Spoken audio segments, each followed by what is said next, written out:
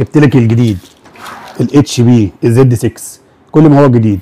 انا مهتم الفتره ديت بشغل الورك ستيشن عشان صحابي والناس اللي احنا نعرفهم من شركات التصميمات وبيعانوا كتير. كنت قاعد مره مع واحد حبيبي كده ولقيته بقى ايه بيتكلم بقى والجهاز الجديد بيتكلم بقى في الارقام بقى الاجهزه ال 130 و140 و150. قلت له يا عم مفيش الكلام ده، انت تيجي عندنا الشغل بقى الورك ستيشن، الشغل الجميل بقى الشغل اللي هو اتحاد اوروبي.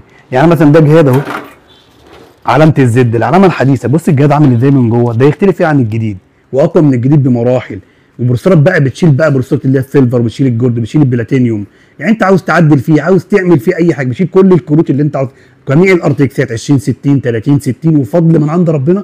كل اللي انا بقول لك دوت متوفر، ال 20 70 السوبر وال 20 60 السوبر وال 30 70 اي كارت فيجا والار تي اكس اللي هي 4000 زي ما نوهنا قبل كده في الفيديو اللي فات، وهو جاي عليه الكارت اللي هو البي 2200 لو انت عاوز تبتدي وتلم الدنيا. انما انت الجهاز ده جهاز بجد وحش جبار بمعنى الكلمه، تقدر تاخده تحط عليه جميع الشغل اللي انت تقدر يعني حمل عليه، ما تشغلش بالك باي حاجه خالص خالص خالص خالص. والارقام انت تحطها في الجديد دي بنص الثمن تحطها هنا معانا في المستعمل اللي هو الاستيراد الوارد الخارج. وانا بنوه وباكد على المعلومه، شغلنا كله شغل استيراد وارد الخارج، ما بنشتريش مستعمل من حد ونرجع نبيعه لك. تقدر تغير معاك البروسيسات كلها البلاتينيوم والجولد، حتى لو في بروسيسور بفضل من عند ربنا ومش موجود نقدر نجيبه لك في خلال 12 يوم من بره مصر ونركبه لك. شرفنا بس انت بالاتصال على الارقام اللي هتظهر عندك دي، او نورنا في الفرع بتاعنا في الشركه ستيب 1 في 6000 السخاوي مصر الجديده.